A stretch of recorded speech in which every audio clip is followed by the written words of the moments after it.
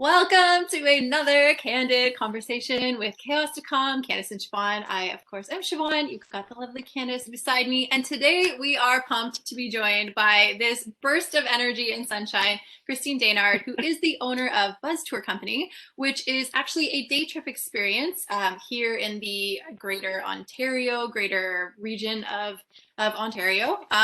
Exploring hidden gems. And I know that you do a lot of stuff in the Norfolk area, which we can tap into. But you also write a blog, so Life of Christine D, which is targeted to the 40-somethings, the everyday lives of women over 40, and just that relatable experience. So welcome to the show. Thank you for being Thank you so much. Thanks for having me here. So Christine, I actually had to time out, tell us we got to go on camera because you two were talking too much about life and we weren't even scripted yet. But maybe we can start first by how does one go from being in marketing and decide oh no, time out, Buzz Tour Company, I got to be doing something different. Let's throw this all away and get on this bandwagon. Yeah, well, I think when I decided to get into marketing, it was sort of like a second or maybe even fourth career for me. By the time I did that, I went back to school in my early 30s and ended up getting a job full-time working in government to do marketing and communications. And to tell you the truth, from the very get-go, I was so bored. And it was something where I had never had a job where I sat at a desk. And I'm good with deadlines, but I really struggle to just sit down and do work. I like to be active and out there and engage with people. And I realized that behind the scenes wasn't really my jam. It was more my scene to be in the trenches with people and having fun with people. And I think for a really long time, I didn't think that I could have a career that was fun as an adult, because you go through life and people tell you that, Christine, you got to settle down, and maybe having a kid will simmer you down a little bit. And I'm like, why does everyone say that? Why does everyone try to simmer us down and make us smaller than we are? Anyway, so funny enough, it's sort of a long story, which I'll try to bring down a little bit, make a little bit shorter of a story. I was kind of hating on my job, and a friend of mine invited me to go visit her in Norfolk County for a weekend. Her family had property there, or has property there. So I took the drive to Norfolk, and I don't even know the word. I felt so good just driving there. I felt calm, relaxed. And we get there and she's like, I'm going to take you to my favorite winery. And I was like, all right, I didn't even know there was wine here. Like, what? Like, there's winery? It's like farm town. So I kind of had this idea in my head that we were going to go to someone's farm and they were going to make wine in the kitchen sink and it was going to be weird, right? Like, that's totally what I thought. And so we show up and we go to this beautiful winery and it's overlooking Lake Erie. You can see it in the distance and you're surrounded big Carolinian forest. And we're on this patio sipping this fabulous wine. And I was taken back. And so the manager came over to our table and I asked her if anyone was doing tours of the area because the place was fantastic. And she said, well, no one's doing that yet. And the words literally rolled off my tongue. I'm going to do that. And the rest is history, I guess, but it took me about a year and a half of building two different business plans. One that, is she frozen or are we both? Okay, we're good. Okay, sorry. Editing. So I basically went through two different business plans and first really wanted to make it big, right? Like kind of like the Leo in me. I like to make everything big. So I first wanted to get a big 12 or 24 passenger vehicle and take all these people on day trips. And then I realized that not only was it cost prohibitive, but, it was, if people didn't come, I was going to be investing a lot in something that may or may not take off the ground. Long and the short, I always say that. I don't know why I say that because it's never short. But ultimately, a friend suggested, why don't you just get a minivan and take a small handful of group at a time and see how that goes? And so that's what I did. So I literally in one day quit my corporate job, went and bought a van and started running the business. Crazy. Ballsy. Yeah. Okay, so then, and that was it? You just never looked back? It was like, guess we're doing tours here, Norfolk County. Yep, that was pretty much it. And I'm sorry, I think my microphone is making some bad noise, if it's that or if it's telling me we're detecting background noise through your microphone. Can you guys hear that? Yours sounds good. We hear you. Okay. That's all that matters. Yeah. Okay, good. Okay, that's good. So sorry, remind me what your question is. So yeah, you just wipe the hands of what was the fear attached to being like, I I'm gonna leave this corporate secure job where I'm making bank and suddenly I'm just gonna go be a tour guide and run my own show. Yeah, it was. I always tell people it's not the way I recommend that every small business owner launch a business. But I think for me, it was that I'm an all-in kind of person. So when I make a decision about something, I can't just half-ass it. I need to jump right in with both feet. Mm-hmm. And so I thought, you know what? My heart has been telling me to do this. I always call it my heart fart, and it's cheesy as I'll get out, but that's what it is. It's like I fell in love with this place, and I knew people needed to see it. And the more I discovered about it, I just knew that people would love this day trip to like just unplug from the city and get out of here and go and do something fun, right? And so I knew that it was in me to do. And I thought, I'm not going to doubt it. I'm just going to believe that I can do it. And in the worst case scenario, I'm employable. I'll find work. That's kind of how I looked at it. That's what I And the suggest to rest is people a kind of lot. history. What's the worst that can happen? Because unlike you, I am a constant thinker. We were talking about astrological signs, and you said, Christine, that you're a Leo. And of what you said, a double extrovert, basically, extrovert squared. Yeah. I am an extroverted introvert, and I'm a true Capricorn who likes structure and security. And I say I'm a slave to security.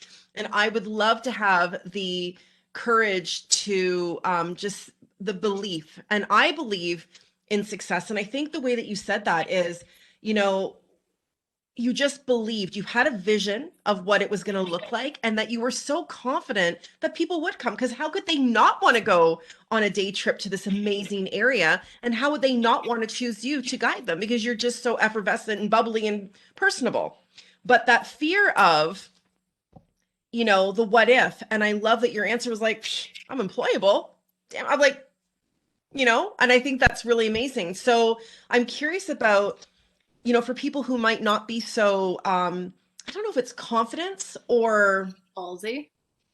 bold, like, yeah, I don't know what that would be, but there's a lot of people who are not, a lot of people who are stuck in, and I'm using the word stuck because I feel like when you're stuck, it's like when you feel, you said your heart told you, you just knew, and you listened to the call. I'm going to say that. So any thoughts on, for people who might not be as adventurous as you or daring, people like me that are overthinkers? Maybe I'm curious, like, any advice? You know, I lived in a place in that career that I had prior to launching my business for 6 years. And every year that I was there, my body got tighter and harder as far as I was getting pains in my body. My stomach started to kind of revolt against me. So it was pushing back on foods that I was putting in my body. I was so stressed I couldn't enjoy my life outside of work. And so all of these, I guess, points of awareness started to really make themselves obvious to me. And I think that the first thing I would tell people is to acknowledge how you feel in the work that you're currently doing. And if the feel of the work doesn't feed your soul and it doesn't come to your why, if at the core of what you're doing, if it doesn't scream, I want to do this because it helps me help people in this way, then maybe your why for staying isn't strong enough. And I think that for me, that's what happened. It was like my why for what I wanted to do and the reason for me staying wasn't strong enough. So I had to go with what was feeling right. I think we live in a time and place that, you know, from the time we're small children, we're told that we have to do these things. We're going to grow up and we're going to mature and we're going to get a house with a picket fence and we're going to have 2.5 children and we're going to get a corporate job and we're going to work 9 to 5. And that's just the way that it is, you know? And I guess I've never been a believer that things have to be just the way they've always been. And so I would say I'm a huge advocate for change. And I think that when we're open to growth, we have to do scary things because you can't grow and stay in the same place. The two do not go hand in hand. So I guess to your question, what advice would I give is really just to start with acknowledging how you're feeling and what you're in the work that you're doing and how you connect to it. What are the parts about it that you love? And what are those silly little ideas that come to you when you're sitting at the beach or you're chatting with friends and you say, oh gosh, I'd love to, like fill in the blank, right? And there's power in that because that's where your why is. That's where your what is. That's where your purpose is in those little things that seem like light conversation and you could never make a career out of it. It's like, you can absolutely make a career out of anything. You can do anything. And, for me, I think what held me back for a long time was feeling like my soft skills weren't enough, right? This whole being enough as well is a big thing in our society, and being a human being is we all feel like we're not worthy enough, right? But I never thought that using my soft skills at the forefront of what I was going to do was going to be enough. And it turns out that so many people don't use their soft skills. And that when they run into somebody who is doing that and with pure passion and drive is wanting to bring them this awesome experience, it tells a story in itself. It connects the dots. As someone who is 34, single, and never lived the path, like don't want kids, picked up my life, moved to Costa Rica, to the Middle East, moved to Ireland, I appreciate every part of your story and why you do your why. And I'm wondering how different you feel now compared to, physically, mentally, emotionally, compared to the days when you were clacking away at a desk job. Like what is your life like from an internal perspective now that you are fully living in alignment with your passion? It's interesting. I was chatting with a friend about this just yesterday, and I said what I don't connect with is fear, and I don't let the fear hold me back. If it comes, I think to myself, I've overcome things that are really hard. I left a corporate job as a single parent with no guarantee of an income to come to me. If I did that, I can do this, right? So I think that it's that internally I'm so in alignment with the fact that I'm not buying into what we're supposed to do anymore. Yeah. And I lean into feeling how I feel in things. So if something doesn't feel right, I say no. If, all this world around us right now, everybody is in a huge state of fear, and there's a lot of unknowns, and a lot of people are worried for their future and for their life, and they don't want to leave their house. And we literally can't currently leave our houses. So I think that when you take that fear component away, and when you lean on the fact that you just have to trust and believe that what's going to come will come, it's really hard to get people there. It was really hard to get me there, but I really lean on that a lot. And as soon as that anxiety sort of comes up for me, or that kind of testing fear, I think to myself, okay, again, what's the worst thing that can happen? Mm-hmm. And you've already leaned into your heart, and you've tried things by following your gut and your heart. So that's worked. So just because the business isn't running right now, because clearly I can't run tours right now with people, just because it's running doesn't mean it's never going to again, but it also doesn't mean that I'm in a position where I can't ever reinvent myself. I've already done it, right? Exactly. So I think, I don't know if I'm talking around in circles, but I think to say that we sometimes need proof in ourselves that we can push hard things, and we can do things that are not in the norm. And so once we take like that little step and we conquer that one thing, and we go, oh my gosh, that was so much easier than I thought it was going to be. And I just believed in myself, and I did it, and I did it. Now I could do a harder thing. So maybe the answer is like starting with something small and overcoming it, and then plugging into something new and overcoming that. And then maybe that's the path for somebody who maybe isn't as much of a cliff jumper as I am. That's a good way to describe it. The cliff, yeah. It reminds me of just going for a deep dive and trusting that everything's going to be okay. Like jumping out of an airplane. Bungee jumping, probably not my thing, right? But I can just imagine going like, let's do it. Maybe you're not. I don't know. Would you ever jump out of a plane? I am actually very afraid of heights. So okay. the plane jumping may never be a thing for me, but I do push limits a lot. And, I feel like it's funny. And I don't know if I'll express this well, but there's freedom in pushing limits and challenging yourself and overcoming things that is indescribable. Yeah. And so I don't sometimes feel like in order to face my fears, I need to jump out of a plane to face my fear of heights. I feel like once you connect and you tap into you just tap into doing whatever comes to your soul and your heart, and you're overcoming those things, that you just start, like I said, you just start to prove to yourself, and you find freedom through belief. And I totally agree. you know, it's funny because people tell me all the time, they're like, wait a second, so you're telling me I just have to believe that I can do it? I'm like, yeah. It actually is that simple. And I think as human beings, we make things so difficult. We make things so much harder for ourselves than it needs to be. And when we just lean into our real instincts that we often ignore, that's where we get into trouble, right? We're like, what did I do? I was like, okay, well, I have a kid. I don't have like a partner in life because I'm a single mom. So what can I do? Okay, well, I'm going to go to school. I'm going to get a job that's 9 to 5 so I can make sure I have a guaranteed paycheck. Like, I was doing everything I was taught to do, and I was miserable, right? Yeah. So I don't know, checking that misery marker, you know, checking that, where am I for happiness? Where, you know, do I live a life of joy, or am I really always just looking forward to the weekend? And that's an indicator, you know, that it's like looking for those little symptoms or indicators along the way that say, hold on a second, why am I putting my whole life on hold for that weekend, or for that one trip a year, or for that, you know, couple weeks of vacation that I get? Why am I waiting for that? Like, we have one shot at living a good life. And, you know, I truly believe that without tapping into that instinct that we have and just kind of going with our gut on things, we're making that life so much more difficult for ourselves. So I know I lived it too, right? So.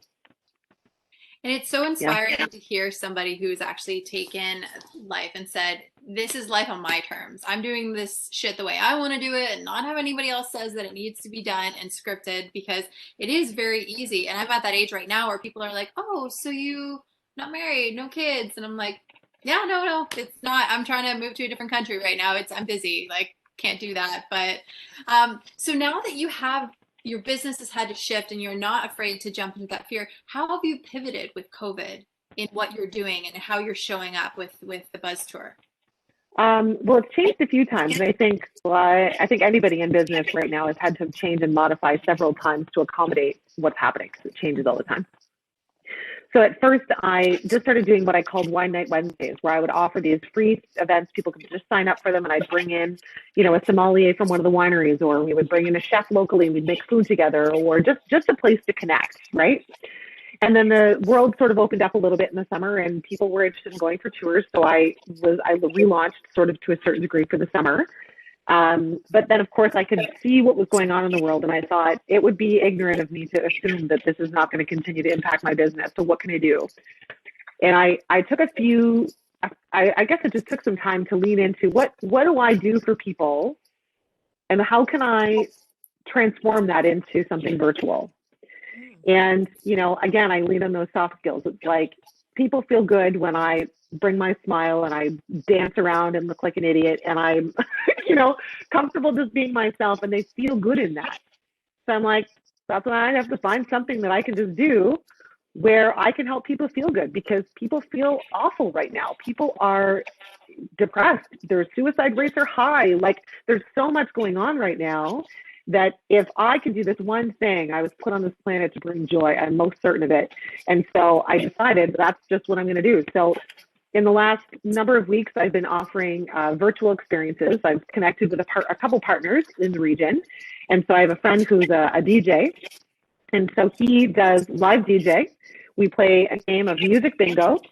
And it's super fun. If you've never played music bingo, it sounds totally dorky, but it's so fun. So instead of, like, you know, rolling the little thing and taking the ball out, G49, and you find it on your bingo card, instead he plays 15 or 30 seconds of a song, and you have to guess it on your chart to see if you've got that song. Nice. And so, you know, you kind of get yourself in the beat, and then you're like, okay, oh wait, and then the song stops, and you have to keep singing it to yourself to make sure you've got what it is, right?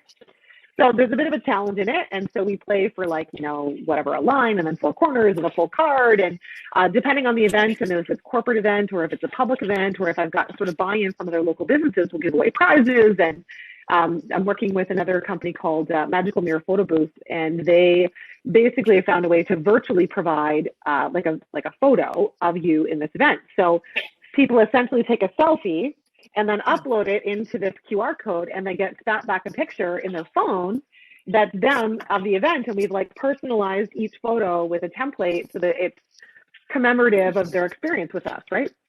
And at the same time, we're looping in different like local restaurants, or potentially, for example, I often make cocktails with people in these events, but sometimes I'll break out and lean into a local restaurant and say, hey, put together a cocktail kit. I'll make it with my group.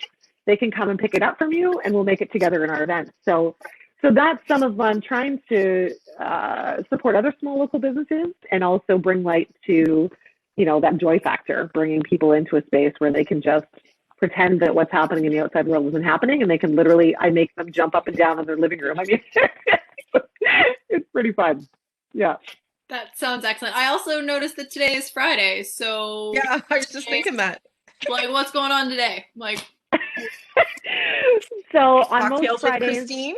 yeah. So most Fridays, I go live in Instagram, and actually I'm going to try actually tonight for the first time to go live in both Facebook and Instagram at the same time, to offer what I call cocktails with Christine. And we make a cocktail together, but it's also just like a point of connection. So I sit and I chat with people, and have this like little card game that I sort of throw out different questions, have people answer, and I just stay there so that we can sort of engage. So people that just want to make the cocktail, they can stay, we make the cocktail, and then they're out. That's fine. But for the people that really need that connection and they want to kind of pick up on some of that energy, it's just a free opportunity for them to jump in and take that, right? So that's another thing that I also offer. So what's your favorite cocktail, Christine? Oh gosh. Oh, too many. I love a whiskey sour. I love sours. Oh. Yeah, I love sour. I love sour candy. Like, I love a whiskey sour. Oh my gosh, I love so many things. But often I lean into the citrus sort of side of things. So you'll see me make a lot of things. I do a lot of things with like fresh oranges and limes and lemons, and you're often using. I call it like all inclusive or accessible sort of cocktail. So it's not, you see all these mixologists and they're fantastic, but they bring in all these different ingredients, and you're like, what the hell is that? Like, I've never even heard of that before. Yeah. And it's not accessible to everyone. So I try to make things, it's like you could literally go to the LCBO in the grocery store and just grab your fresh fruit and your whatever booze it is, and we make something together, and it's fun. So yeah. I think that's the key word with you, is fun. Just fun. It is. Easy going, have a good time. Life's too short. Let's just do it. Yeah. So what's this blog that you have going on, and that it's the 40 something life, like what does that look like? What could someone expect on there? Well, and it's sort of, I guess, like shifting gears as I continue to write. And I think that happens when you write in a space like that, right? You start with a certain intention, and then it moves and changes, just like anything. So at first, I really just wanted to connect with the over 40 something woman, because, when you're over 40, it's like things start to change. Your body changes, your outlook on life changes. You kind of care a little bit less about what people around you think, and like all those things. But also, in addition to that, I wanted to share struggles, because I don't think we talk enough about our struggles, and it really helps to connect people and bond them and understand that they're not alone in something. And so, like, I became a single mother when my son was 3, and I was in a relationship with a narcissistic, gaslighting individual, and have had many gaslighting dating, experiences since. So I like to share my experiences, and I get down into the real raw sort of details about, how that looked and how that felt, and give people a space that they can feel comfortable knowing that they're not alone. So that recently I wrote about the gaslighting, and it has just gone off the hook. Like, people have been messaging me privately to tell me their stories, and that is something that's happening a lot. So as I say, it's shifting. It's funny because I don't claim myself to be a feminist, but I would say I certainly am a feminist, and I really want to support women in just becoming the best of themselves, and leaning into the fear of telling others about their stories, because our power is in our stories, and it's how we bond together. It's how we connect. It's where we, find passion and zest for life. Like, it's all in being vulnerable and sharing, and it's in our stories. And so, we're not alone. And yeah, we have embarrassing things that happen, like when you have a kid and you go to Scream Park at Halloween and you get so scared that you pee yourself, like, literally an entire pee zone in my pants, like, couldn't even hide it anymore. Most people are like, and it was super embarrassing, right? But most people wouldn't write a blog about that. But I wrote a blog about it. I love it. The only woman who has done something where you're like, oh my God, how do I escape this? I just literally put a puddle in my pants and I have get out of here, right? So, you know, it's just, I like to be real, and I think authenticity has just, I've really leaned into who I am in the last several years. And I lived in fear for a long time, and I was told I was too big and too loud and too much and too all of these things, and also believed I wasn't enough. And then when I started to tap in to my own personal power, it sounds weirdly cheesy again to say that, but once I started tapping into that, I was like, oh my God, like I've been living my life for other people. Why have I been living my life for other people? So when it really came down to it, it was like, I want to help women, especially because I am a woman, I can relate best to women, but how can I encourage women to just lean into their power and find what that is for them and just be themselves? And you can enjoy life so much more when you're not pretending, you know?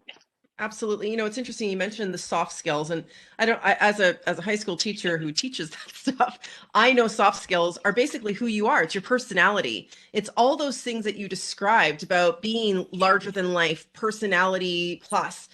And maybe when you were younger, you know, to being told, you know, you talk too much, Christine, or, you know, maybe this is not the time for that. I don't know. I'm just thinking about what I was told. And I realized that those things, like I was told I was too emotional. And you know what? That's my superpower. I say those are, so your soft skills are what make you you. The other things like the hard skills, learning technology, learning something on the job, anybody can do, I mean, not anybody, but people can learn to do those things. Nobody can learn to be you because you're authentically who you are. And when you said, you know, people think that they can't make money off that. Well, if you and I are doing exactly the same thing, if I live next door to you and I'm right, and I'm doing, I can't think of something with Buzz, but like, you know, Baz tours and in the same area, but who I am draws different people than who you draw. And instead of comparing, we compare ourselves to other people. We feel like we have imposter syndrome. Who are we to do this? And really, who are you not to do this? You are everything.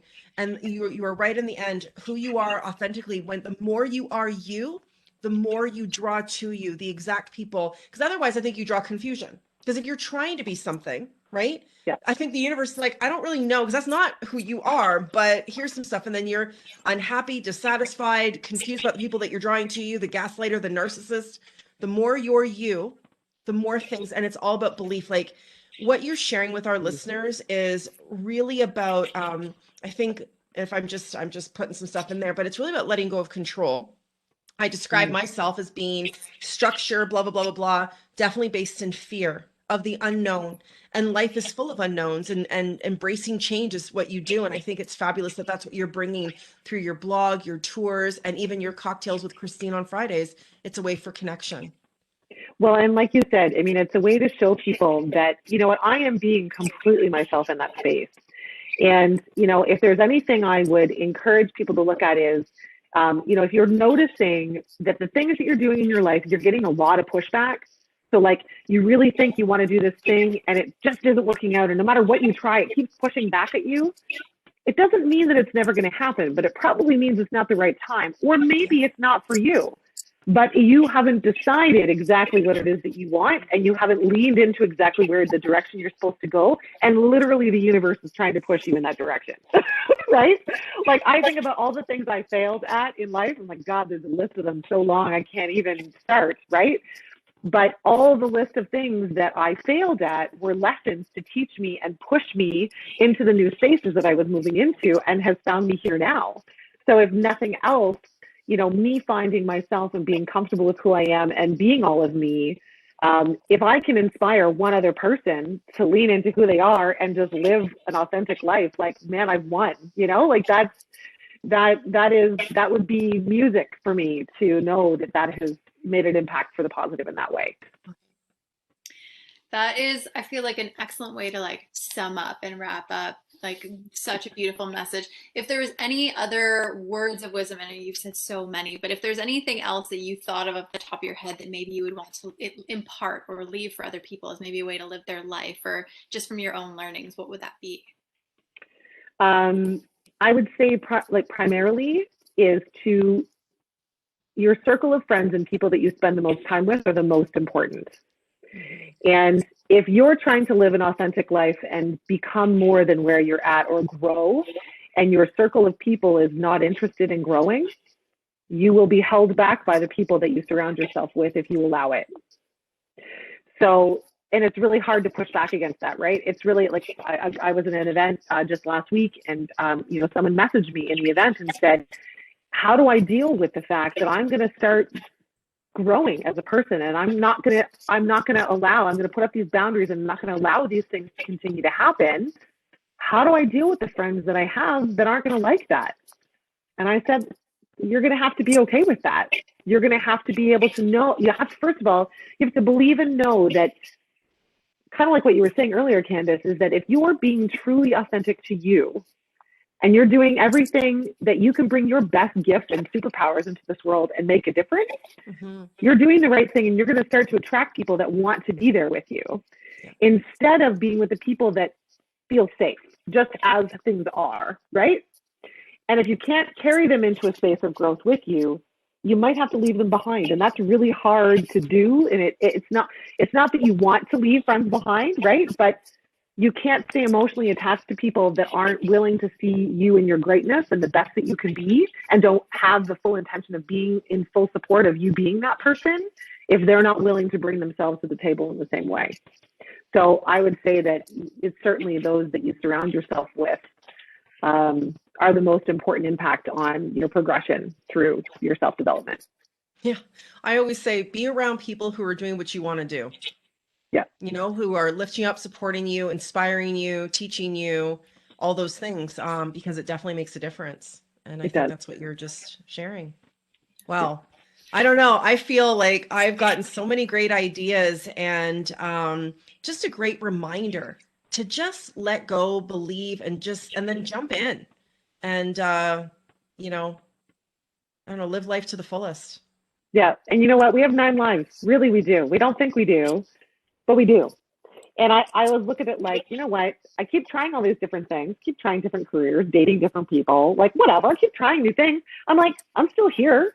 Yeah. I'm still living. I'm still eating. I'm still functioning. So if I keep trying these things and I'm doing okay, then it comes down to what's the worst that can happen. Maybe sometimes even just walking yourself through, what does that worst case scenario look like? What does that look like? So if you acknowledge what the worst case scenario be and go, okay, I see it, it's possible, not going to happen, though I'm not going to let it happen, and just keep going, right? Yeah. So. Love it.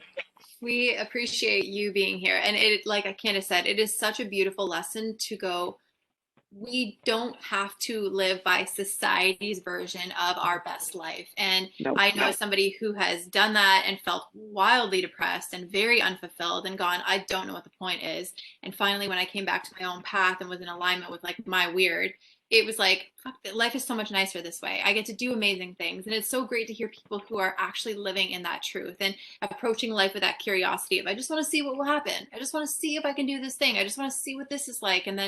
And seeing how you're lit up by your life is such an inspiration, because I think more people, like you said, stop waiting for that 5 o'clock, stop waiting for that 2 weeks of holiday, stop waiting for the retirement that may never come, doing the job that you hate just because somebody said you should do it. And the fact that you lead your life with this inspiration of, fuck it, I'm doing it the way I want to do it. And I'm going to be happy. I'm going to surround myself. You like it, come along. If you don't like it, that sucks. But watch the replay. I'll make a cocktail for you, whatever it is. So thank you for being that person who is authentically you, because we need more people to show up that way. And we'd all be so much freaking happier if we did. So thank you for this great conversation and great reminder to live life that way. Thank you, Christine. Yeah. And thank you so much for sitting and chatting with you, because sometimes it can be hard to get that message across to people, but when you're sitting and chatting with a couple of ladies that are inspired by living differently and doing things that we're meant to do and kind of following in that path. I mean, I've watched a few of your podcasts and they're fantastic, and you're having these amazing conversations with people, and we need to strive to do more and better in our lives and be more of who we are. And I'm happy to have come and chatted with both of you about it. It's been great. Thank you so much. Thank you. All right, everybody. Thank you so much once again. Okay, bye, guys.